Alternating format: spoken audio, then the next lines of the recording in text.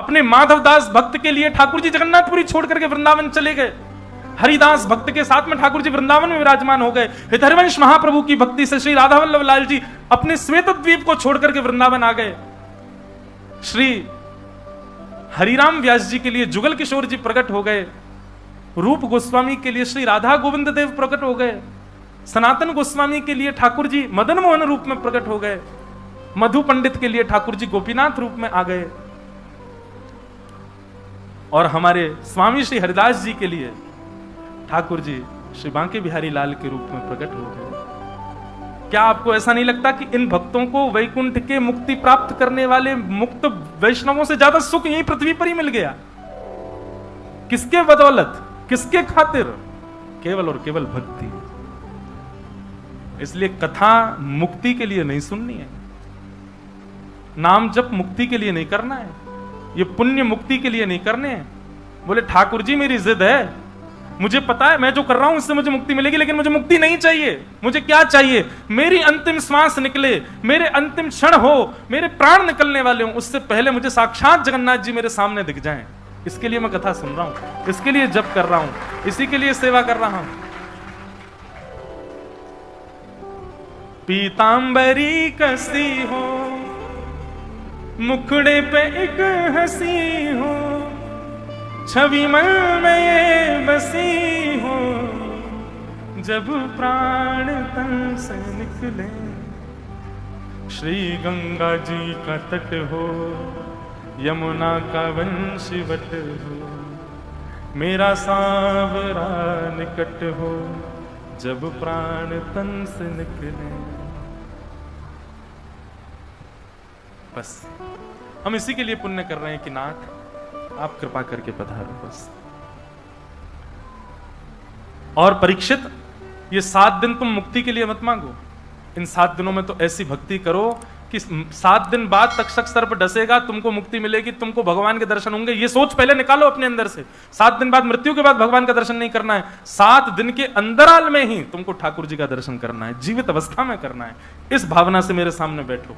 तब परीक्षित की मन बुद्धि शुद्ध हो गए, हाथ जोड़ दे, नहीं भगवान अब मुझे मुक्ति नहीं चाहिए, अब मुझे चिंता ही नहीं है मुक्ति की, अब तो केवल आप ऐसा कर दीजिए, मेरे 7 दिन की श्वास बची है, ये अंतिम श्वास जब निकले उससे पहले मुझे कोई ना दिखे, मेरे ठाकुर जी मुझको दिख जाएं, ऐसी कृपा करो। तब सुखदेव जी कहते हैं ये तो केवल भक्ति से होगा, और भक्ति तुम्हारे चित्त में प्रकट हो ये केवल भागवत जी से होगा। मैं तुमको भागवत सुनाता हूं। तब यहां से सुखदेव जी भागवत सुनाना प्रारंभ करते हैं। बोलो भागवत महापुराण की।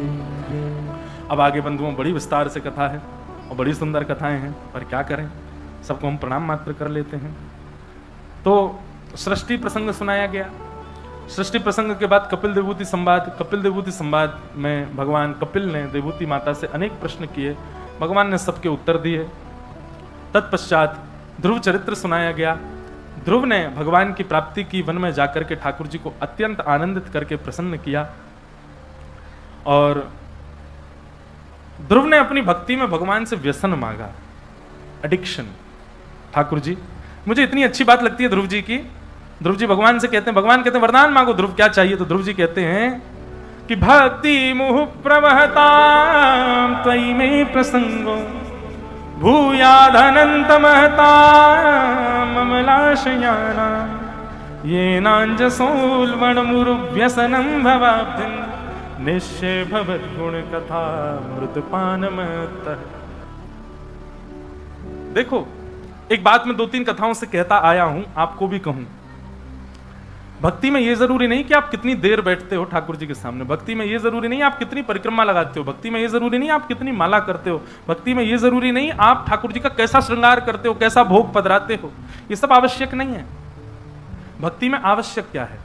आपका प्रस्तुतिकरण कैसा है, आप ऑफर कैसे करते हो ठाकुर जी को, जो भी कर रहे हो वो किस प्रकार से, आपके भाव कैसे हैं उस समय। हम लोग करते हैं ना कि लोगों से पूजा करते हो, सुबह सुबह कुछ करते हो, पढ़ो, हाँ हनुमान चालीसा करता हूँ। दूसरे दिन सुनने बैठो, कैसे करता हूँ, जन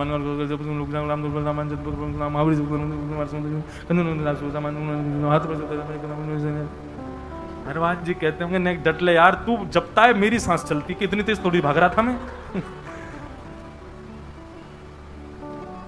नाम जप करते हैं, नाम जप करते करते, सही बता ना, नाम जप करते करते माला कई बार हाथ से छूट जाती, पूरी होने से पहले कितना कष्ट होता है। राम बड़ी मुश्किल से तो करी थी, हो गई। एक आजकल एक और है, वो काउंटर रखते हैं लोग, काउंट करते हैं उसमें कितने नाम हो गए हमारे। काउंटर जपते जपते जपते जपते महाराज पहुंचा दिया आपने 2-2.5 लाख। अब आए दिन देखें 2 लाख नाम पहुंच गए हमारे। तभी किसी बालक ने रिफ्रेश कर दिया, 0 कर दिए सवरे। नींद नहीं आ सकती फिर। अरे ये नहीं है। आपकी ऑफरिंग देखते हैं ठाकुर जी, आप ऑफर कैसे करते हो। मैं कहा करता हूं कि पाव भाजी ढकेल पे खाओ बाहर रोड पे, कितने रुपए की मिलेगी? 15 रुपए की मिलेगी। वही पाव भाजी 7 स्टार होटल में जाके ऑर्डर करो, 1000-1500 की मिलेगी। अंतर क्या है? ऑफर। आपको वो उसका प्रस्तुतिकरण, उसकी ऑफरिंग देखो। वो आपको एक सामान्य से कागज की थाली में दे रहा है, वो एसी चल रहे हैं महाराज, बढ़िया झूमर लगा, महंगा वाला ऊपर टेबल पर बैठे हो, और महंगा तो मिलेगा ही। ठीक वैसे ही भक्ति में आपका प्रस्तुतिकरण देखते हैं ठाकुर जी। स्तुति सब गाते हैं, पर हर किसी की स्तुति का प्रस्तुतिकरण देखो। अब यहां पर ध्रुव जी क्या कह रहे हैं भगवान से कि नाथ मेरी भक्ति पता कैसी हो? मेरी भक्ति ऐसी हो जैसे एक व्यसनी होता है, व्यसनी व्यक्ति होता है, एक नशेड़ी व्यक्ति की तरह मेरी भक्ति हो। भगवान बोले क्यों?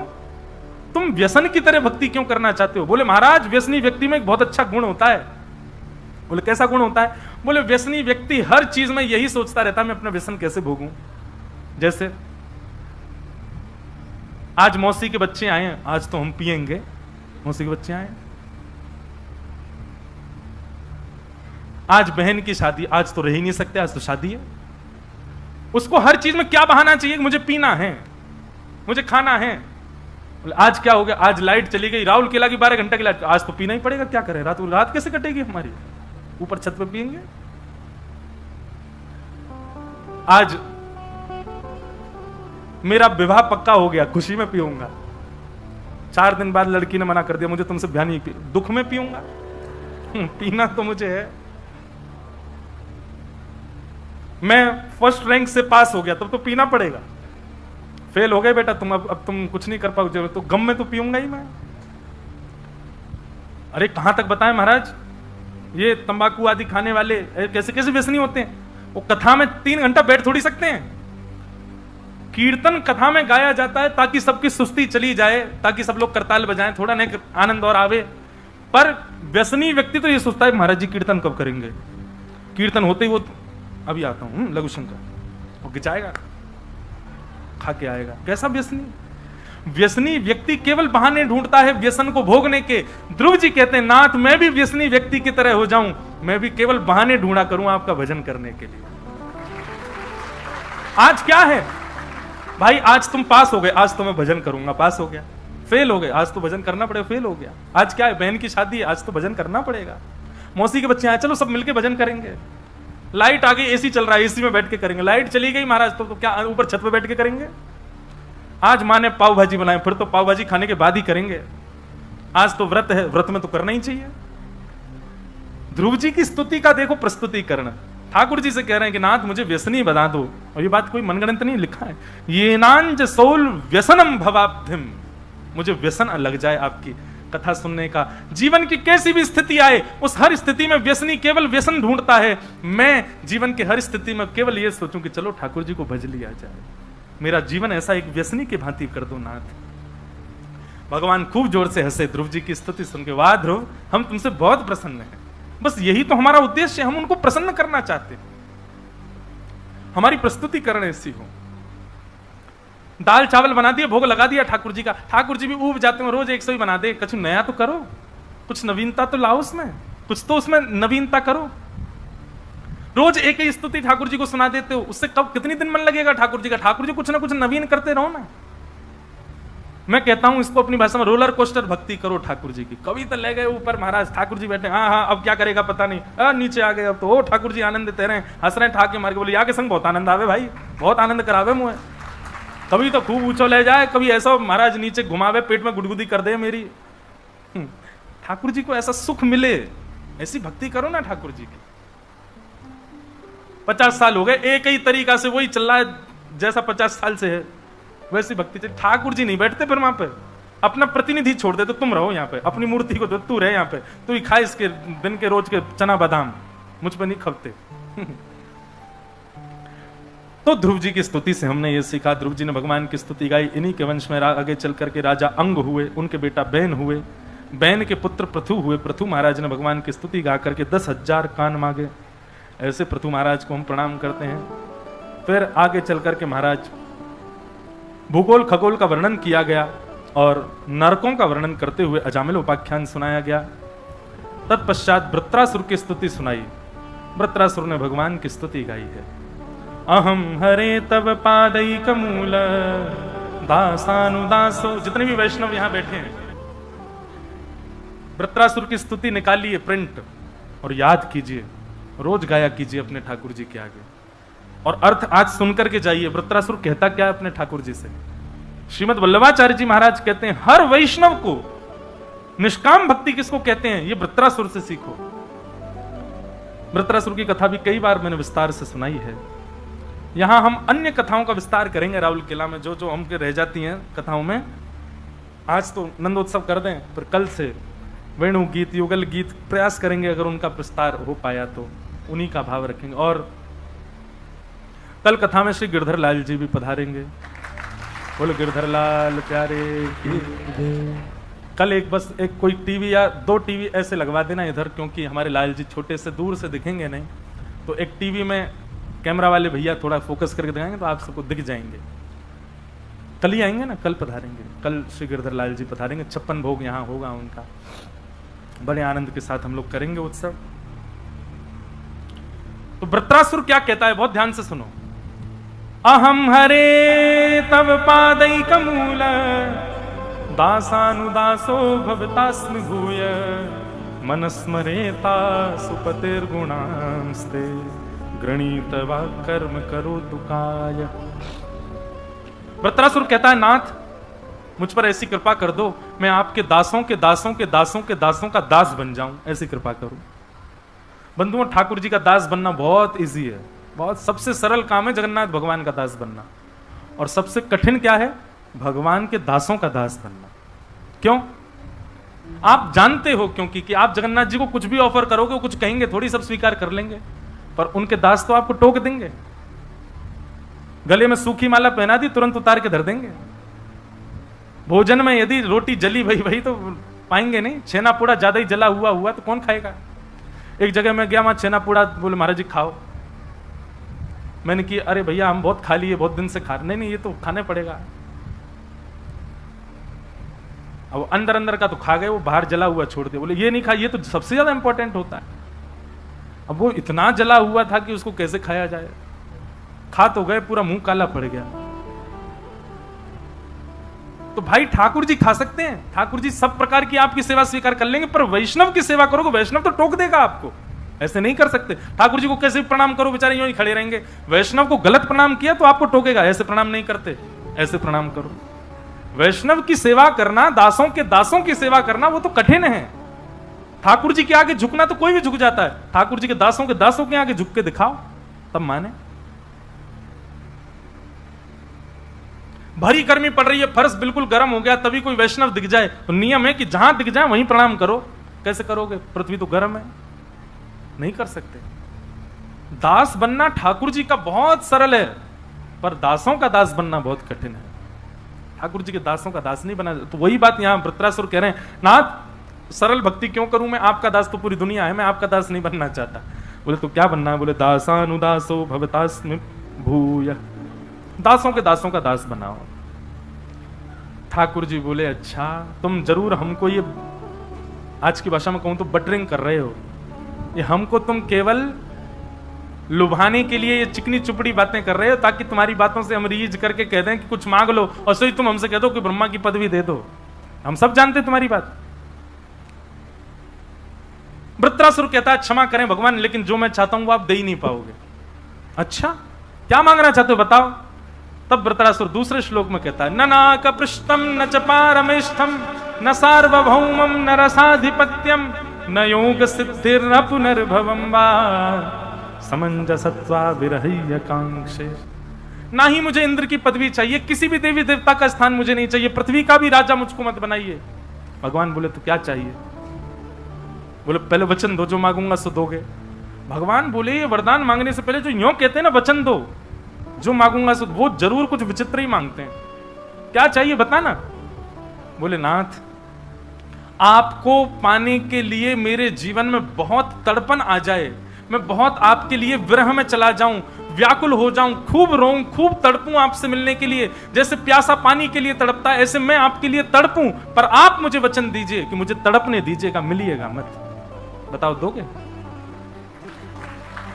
ठाकुर जी तब दोगे भाई, ये कैसी भक्ति तेरी? भजन करेगा, मुझे पुकारेगा, भजेगा, पर ये भी चाहता है कि मिलना मत। क्यों?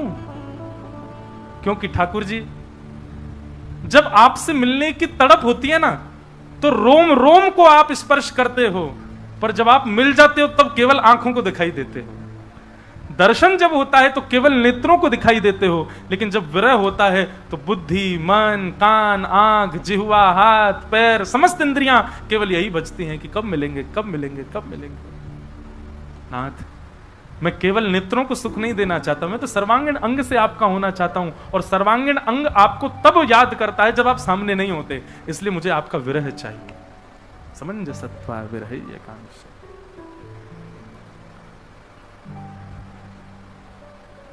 इस प्रकार वृत्रासुर ने भगवान की स्तुति गाई।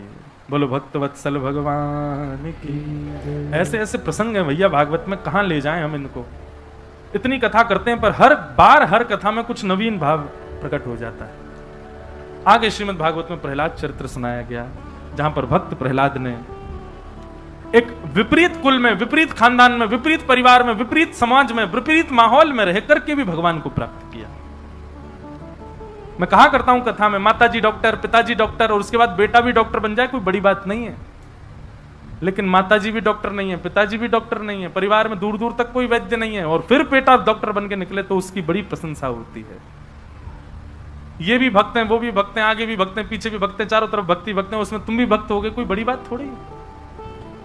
लोग बात कहते हैं महाराज जी स्कूल का माहौल हमारा ऐसा, कॉलेज का ऐसा, कॉलेज वहां ऑफिस का माहौल बड़ा अलग सा है, वहां हम भक्ति नहीं कर पा रहे हैं, क्या करें?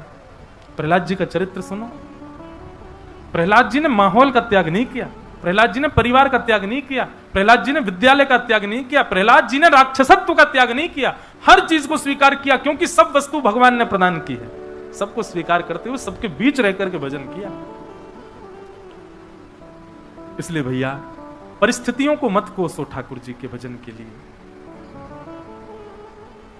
प्रहलाद जी महाराज ने बीच राक्षसों के रह करके भजन किया। आज पिता ने प्रहलाद जी को पकड़ करके कहा, तेरा स्वामी, तेरा नाथ हरि कहां है, बता, मैं आज उसको देखूं। बोले खंबायु अग्निम सलिलम महिम च ज्योतिम से सत्वानि दृशो द्रुमादिन यत्किंच भूतम प्रणमेदनन्यम। पिताजी, सरित्स्र मुद्रांश हरे शरीरम, संसार में दिखने वाली हर वस्तु हरि का शरीर है, सब कुछ हरि है, सब जगह वो विद्यमान है। बोले अच्छा इस खंबे में है? बोले हाँ मुझे दिख रहे हैं। जैसे ही खंभ भेदन किया भगवान नृसिंह प्रकट हो गए। बोले नृसिंह भगवान की। क्या नृसिंह भगवान खंभों में रहते हैं? नहीं, खंबे में नृसिंह भगवान नहीं है, प्रहलाद के विश्वास में नृसिंह भगवान है। प्रहलाद का भरोसा है कि यहां नृसिंह है, इसलिए भगवान वहां नहीं जहां मंदिर, भगवान वहां जहां आपका विश्वास। प्रयागराज में एक सेठ जी थे, उनकी बहुत बड़ी संपत्ति थी, उनकी कोई संतान नहीं थी, तो उन्होंने कुंज बिहारी भगवान का मंदिर बनवा दिया। दोनों पति पत्नी मिलकर के कुंज बिहारी भगवान की सेवा करते, उन्हीं को ही अपना पुत्र मानते थे।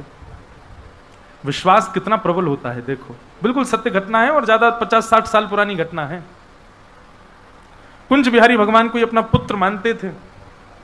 गांव के लोगों ने सेठ जी से एक दिन कहा कि भैया तुम्हारी इतनी संपत्ति, इतना व्यापार, इतना सब कुछ, तुम्हारा बड़ा वैभव है गांव में, कोई बालक गोद ही ले लो, उसके नाम सब कर जाना। सेठ जी बोलते अरे बालक की क्या जरूरत है, कुंज बिहारी मेरे पुत्र हैं, सब इन्हीं का है, जितनी खेती बाड़ी, जितनी संपत्ति, जितना सब कुछ इनके नाम कर दूंगा।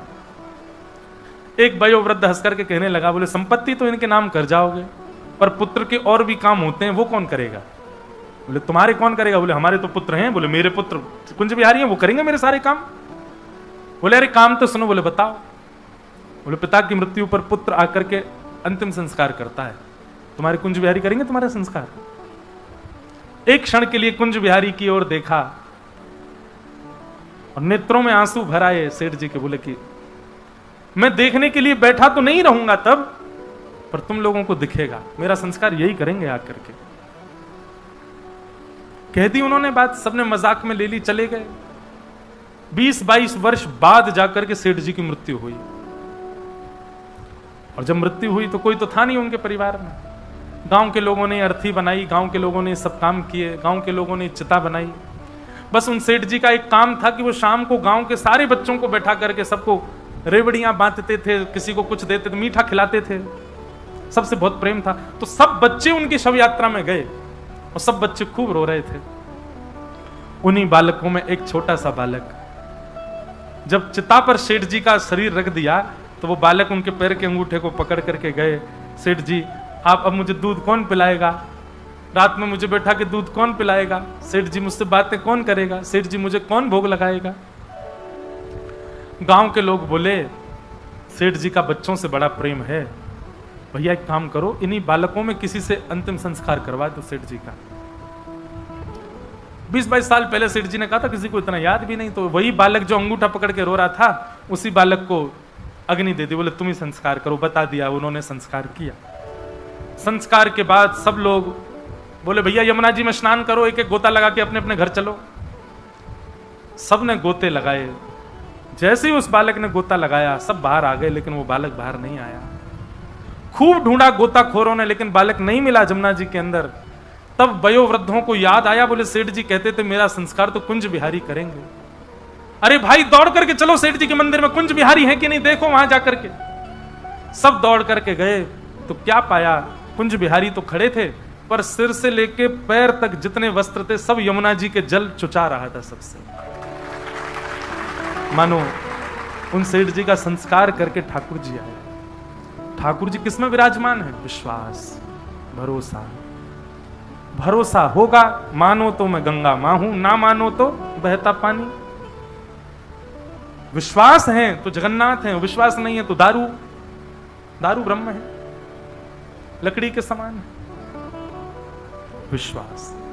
प्रहलाद जी ने कहा कि हां ठाकुर जी हैं। खंभ भेदन करके भगवान नृसिंह प्रकट हो गए और प्रकट होकर के हिरण्यकश्यप का वध कर दिया।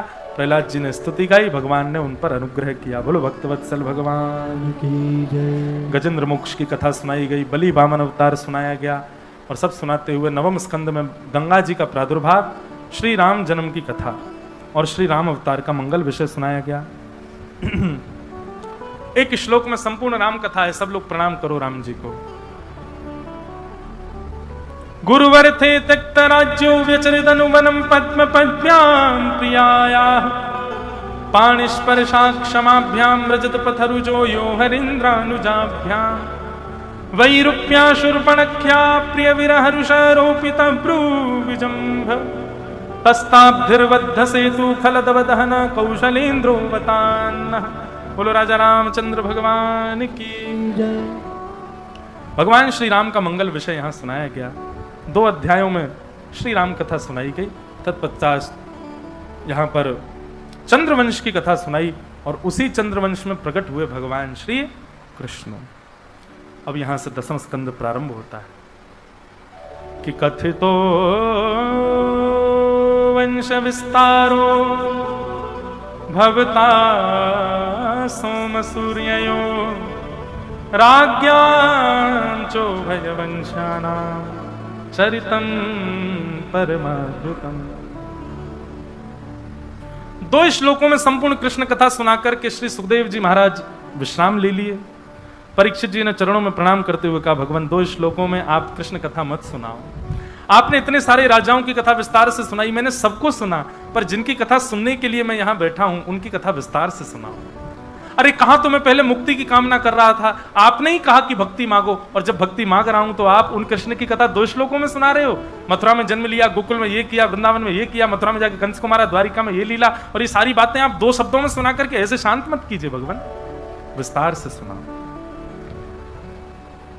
परीक्षित जी महाराज कहने लगे, सुखदेव जी कहने लगे, परीक्षित तुम 4 दिन से एक ही आसन पर बैठे हो, थोड़ा उठ लो, कुछ खा पी लो, थोड़ा आराम कर लो, फिर सुना देंगे। सुखदेव जी महाराज कहते हैं, भगवान अब मुझे भूख प्यास नहीं लगती, मुझे नींद नहीं आती है। वास्तव में सोने पर व्यक्ति को जो ऊर्जा प्राप्त होती है, भोजन करने पर जो बल प्राप्त होता है, जलपान करने पर जो शीतलता मिलती है, वो ऊर्जा, वो बल, वो शीतलता मुझे आपकी वाणी में प्राप्त हो रहा है। अब मुझे किसी अन्य की आवश्यकता नहीं। आप कृपा करके अब तो मुझे विस्तार से कथा सुनाओ। परीक्षित जी महाराज कहते हैं, जब श्रोता की स्थिति ऐसी हो जाए कि उसको अन्न जल की भी स्थिति नहीं है, उसको सोने की भी स्थिति नहीं है, वो पूर्ण रूपेण उत्सव में हो जाए। उत्सव में व्यक्ति ऐसा ही हो जाता है, अत्यंत गम में व्यक्ति ऐसा होता है और अत्यंत उत्साह में व्यक्ति ऐसा होता है। उसको सोने की सुध नहीं होती, उसको भोजन की सुध नहीं होती, उसको जलपान की सुध नहीं होती, उसको बैठने की सुध नहीं होती, उसको वस्त्रों की सुध नहीं होती, उसको अपने रूप की सुध नहीं होती। ये 2 स्थिति कब बनती है? या तो बहुत दुख में भयंकर गम हो किसी को, या फिर बहुत आनंद में। सुखदेव जी की स्थिति, परीक्षित की स्थिति परम आनंद की है। अब वो कहते हैं कि मुझे विस्तार से सुनाओ भगवान। और अब यहां से कृष्ण कथा का प्रारंभ होता है। बहुत सज धज के आप सब लोग बैठे हो बड़े भाव से। अब भैया राहुल केला को छोड़ो, अब हम चल रहे हैं सबरे गोकुल। अब तो आज से कथा गोकुल में चली जाएगी, ब्रज में ही होएगी कथा, और ब्रज भाषा में होएगी। कोई को समझ आए तो अच्छा, नहीं आए तो फिर कोई बात नहीं। वसुदेव गृहे साक्षात् भगवान पुरुष परः जनिष्ये तत्प्रियार्थम सभवन्तु सुरस्त्रियः। भगवान ने आकाशवाणी करके पृथ्वी को बता दिया कि तुम चिंता मत करो, पृथ्वी तुम्हारे भाल को हल्का करने के लिए हम वसुदेव के घर पुत्र श्री कृष्ण बन करके आएंगे। यहां पर मथुरा के राजा उग्रसेन के बेटा का नाम है कंस, और उग्रसेन के छोटे भाई देवक की बेटी का नाम है देवकी। तो मतलब अपने चाचा की बेटी का ब्याह कंस ने वसुदेव जी के साथ में करा दिया। वसुदेव जी के साथ देवकी का ब्याह हुआ, और उस ब्याह के उपरांत कंस विदा करने के लिए जा रहा था। तभी देवताओं ने आकाशवाणी करके कहा, कंस, इसी बहन को जिसको तुम विदा करने जा रहे हो, इसी का 8वां गर्भ तुम्हारा काल होगा। जैसे ही सुना काल होगा, तुरंत उसकी मनस्थिति बदल गई। अच्छा एक बात सुनो, आपके मन में आया मुझे जगन्नाथपुरी जाना है, वहां जाके महाप्रसाद पाना है, वहां जाके समुद्र स्नान करना है, वहां जाके संतों के दर्शन करने हैं। आपके मन में ये भाव बहुत तीव्रता से प्रकट हो गया, और अचानक से किसी ने थोड़ा सा कुछ आके कह दिया, अरे जगन्नाथपुरी में तो ऐसा है, और तुरंत आपका मन खट्टा हो जाए, तो समझ जाना आप ही कंस हो, जो एक क्षण में एक बात पर ठाकुर जी पर अविश्वास कर देते हैं, वो कंस है। लेकिन कोई कितना भी कुछ कहता रहे, आपके तन पर, आपके चित्त पर उसका कोई प्रभाव ना पड़े।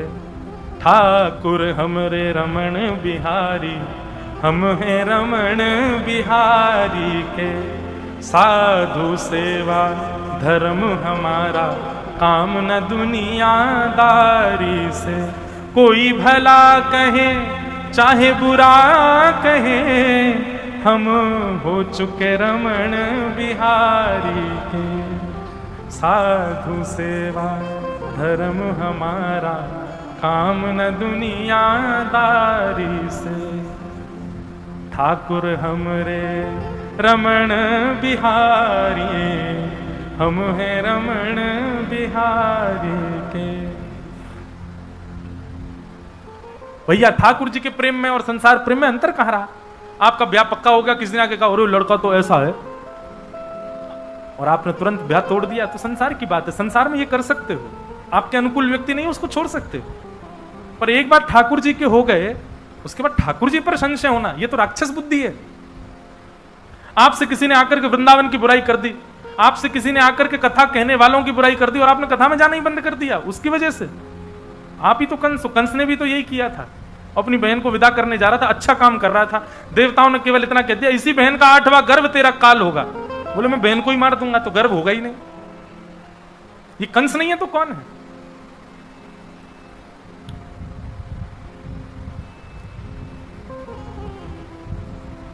केश पकड़ लिए देवकी के, जैसी तलवार निकाल करके सर धर से अलग करने लगा।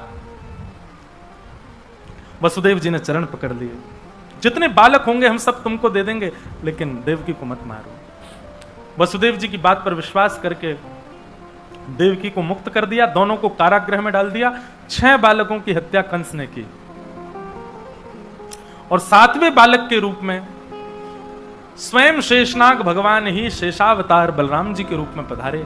परंतु कुछ महीना देवकी के गर्भ में रहे होंगे, भगवान को मन में आया कि भाई ये बलराम जी हैं, बड़े क्रोधी हैं, जन्म लेते ही मार देंगे कंस को, और इन्होंने कंस को मार दिया तो जो काम हमको करना है वो तो हो ही नहीं पाएगा। योग माया को बुलाया, वैष्णो देवी को बुला करके कहा कि आप जाइए, जाकर के हमारा एक काम कर दीजिए। बोले क्या? दाऊ दादा को देवकी मैया के गर्भ से स्थानांतरित करके रोहिणी मैया के गर्भ में पहुंचा दो। रोहिणी भी वसुदेव जी की पत्नी है, और ऐसा वर्णन आता है कि वसुदेव जी महाराज हर महीना 2 महीना में, उनकी 7 पत्नियां थी, वो अपनी पत्नियों से मिलने जाते थे। कंस इतना तो दया करता था, मेरे जीजा जी हैं, इनको थोड़े दिन के लिए जाने, कुछ क्षण के लिए जाते थे। भगवान ने कहा रोहिणी मैया गोकुल में रहती हैं यशोदा मैया के पास, और वो देव की इनकी वसुदेव जी की पत्नी है। हे योग माया, आप कृपा करो और बलराम जी को रोहिणी मैया के गर्भ में पहुंचा दो। तो बलराम जी की दोनों मैया हैं, देवकी भी मैया हैं और रोहिणी भी मैया, दोनों के गर्भ में रहे हैं। इसीलिए उनका नाम शंकरषण, उनका एक गर्भ से आकर्षण करके दूसरे स्थान पर उनको भेजा गया है। कंस को पता चला 7वां बालक गर्भ में ही खत्म हो गया, और 8वें बालक के रूप में भगवान श्री कृष्ण पधार रहे हैं। भादों का महीना, अष्टमी तिथि। कंस ने महाराज द्वारपाल बढ़ा रखे हैं, सैनिक बढ़ा रखे हैं, 2-2 ताले लगवा रखे हैं, कहीं से भी मेरा शत्रु निकल के भाग ना जाए। लेकिन जिस दिन ठाकुर जी का प्रादुर्भाव हुआ, उस दिन ऐसी ब्यार बह रही है, ऐसी हवा चल रही है कि उसमें इतनी अच्छी सुगंध है, उसका स्पर्श अच्छा लग रहा है, उसकी सुगंध अच्छी लग रही है, सबको बहुत सुख लग रहा है। सब आज चैन की नींद में सो रहे हैं, सबको इतनी गहरी नींद आई है कि महाराज जो जहां बैठा है उसको ऐसा लग रहा है यही मखमली गद्दा, यहीं सो जाओ। बारिश के बाद एक ऐसा माहौल हो जाता है, वातावरण, ऐसी हवा चलती है, खिड़कियां खोल देते हैं लोग, पंखे बंद कर देते हैं, उस दिन सबको सुख लगने लगता है। ऐसा ही सुख का वातावरण पूरे गोकुल में, पूरे ब्रह्मांड में हो गया। गहरी निद्रा में कंस सोए हैं, सारे सैनिक सोए, द्वारपाल सोए, सब सोए हैं, केवल वसुदेव और देवकी जागे हैं। और जैसे ही भादों का महीना, अष्टमी तिथि, अर्धरात्रि का समय हुआ, एक दिव्य तेज देवकी मैया के गर्भ से प्रकट हुआ और शंख चक्र गदा पद्मधारी श्री बाल कृष्ण प्रभु प्रकट हो गए। बोलो बाल कृष्ण लाल की जय। हाथ जोड़ करके सब लोग प्रणाम करो। तमद्भुतम बालकमम्बुजक्षणम चतुर्भुजम शंख गदायुधायुधम श्रीवत्सलक्ष्मं गलसौभकौस्तुभम पीतांबरम सांद्रपयोदसौभगम। ठाकुर जी का चित्र अपने मन में बनाओ। कैसे हैं ठाकुर जी? बोले नन्हे से बालक हैं ठाकुर जी, लेकिन ठाकुर जी की 4 भुजा हैं और चारों भुजाओं में शंख चक्र गदा पद्म धारण किया है। नन्हे से ठाकुर जी हैं लेकिन पीतांबरी पहन के आए हैं। नन्हे से ठाकुर जी हैं, पीली धोती पहन के आए हैं। नन्हे से ठाकुर जी हैं लेकिन ऐसा लग रहा है चंदन की इत्र लगा के आए हैं। घुंघराले केश हैं, सिर पर मुकुट धारण किया है, गले में कौस्तुभ मणि पहन करके भगवान आए हैं। देवकी मैया और वसुदेव जी ने प्रणाम किया और देवकी मैया ने प्रार्थना की, भगवान आपने बड़ी कृपा की कि आप हमारे यहां संतान बन के आए, लेकिन अनुभव तो पूरा पूरा कराओ, फीलिंग तो आ ही नहीं रही है। बोले क्यों? कपड़े पहन के कौन सा बालक आता है? और 4 भुजाओं में कौन सा बालक जन्म लेता? और बालक जन्म लेती खड़ा हो गया सामने। वो तो देवकी मैया थी, आजकल की मैया होती है, जन्म लेती बालक खड़ा हो जाए तो प्राण त्याग दे भैया। मैया बोली कौन आ गया ये? ठाकुर जी। ऐसा अनुभव तो कराओ कि आप बालक बन के आए हो। भगवान बोले देखो, हम पूर्ण रूपेण यदि लीला में प्रवेश कर गए तो फिर पूरी लीला करेंगे, और पूरी लीला करेंगे तो फिर लीला हमारी थोड़ी बड़ी है, हमको कुछ दिन के लिए ब्रज भेजना पड़ेगा आपको। ब्रज में जाएंगे, ब्रजवासियों का प्रेम लेकर के, वहां बढ़िया माखन मिश्री खाए करके, और महाराज थोड़े 11 वर्ष की आयु हो जाएगी, नहीं थोड़े बड़े हो जाएंगे, तब आएंगे, तब आकर के कंस को मारेंगे। इतने दिन का वियोग सह पाओ मैया तो बताओ।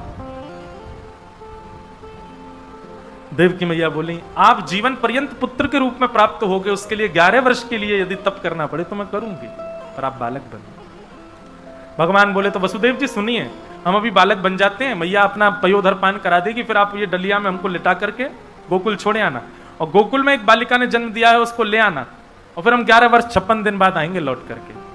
भगवान ने दुग्धपान किया, देवकी मैया के नेत्रों से आंसू गिरने लगे। ठाकुर जी को अपने वक्ष से लगा करके यशोदा मैया, देवकी मैया इतनी प्रसन्न है। परब्रह्म को पुत्र के भांति अपनी गोद में खिला रही है। वसुदेव जी बोले, भगवान आपने आज्ञा तो कर दी, पर मेरे हाथों में हथकड़ियां, पैरों में बेड़ियां, इतने दरबान कैसे लेके जाऊं? भगवान बोले, यही गलती करता है भक्त मेरे पास आने में, अपने बंधन गिनाता है मुझको। परिवार का बंधन, व्यापार का बंधन, पत्नी का बंधन, बच्चों का बंधन, ये बंधन वो बंधन, कैसे आऊं? ठाकुर जी कहते हैं, तुम केवल मेरे पास आओ, बंधन तोड़ने की जिम्मेवारी मेरी, बंधन खोलने की जिम्मेवारी, तुम बस चले आओ। वसुदेव जी बोले, तो भगवान क्या करना है? बोले, केवल मुझको गोद में ले लीजिए, बाकी सब हम कर लेंगे। और जैसे ही भगवान को गोद में लिया, हाथ की हथकड़ियां खुल गई, पैरों की बेड़ियां खुल गई, चट्ट चट्ट सारे ताले खुल गए, सारे बंधन भगवान ने छोड़ दिए, खोल दिए। यही करते हैं, आप बंधन मत गिनाओ ठाकुर जी को। ठाकुर जी हमारे पति से कहो ना हमको आन दिया करें, ठाकुर जी हमारी पत्नी को आप अपना भक्त बना लो, हमारे बच्चे आपके पास आते हैं तो ऐसा कहते हैं माता जी पिता ही पागल हो गए, बच्चों की वजह से हम नहीं। अरे ये सारे बंधन मत गिनाओ ठाकुर जी को, आप केवल चले जाओ, बाकी सुधारने संवारने की जिम्मेवारी ठाकुर जी की है, ठाकुर जी देख लेंगे बंधनों को। वसुदेव जी लेकर के ठाकुर जी को जा रहे हैं गोकुल की ओर। मंदम मंदम जलधारा, मंदम मंदम जलधारा गिर रही है, और मानो देवता आकाश में कह रहे हो, स्वागतम कृष्णा, स्वागतम कृष्णा, स्वागतम कृष्णा, स्वागतम कृष्णा, ओ स्वागतम कृष्णा, स्वागतम कृष्णा,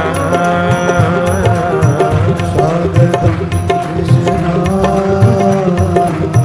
स्वागतम कृष्णा, स्वागतम सुस्वागतम शरणागतम कृष्णा, स्वागतम सुस्वागतम शरणागतम कृष्णा, स्वागतम सुस्वागतम शरणागतम कृष्ण, स्वागतम सुस्वागतम शरणागतम कृष्णा। बोलो कृष्ण कन्हैया लाल की।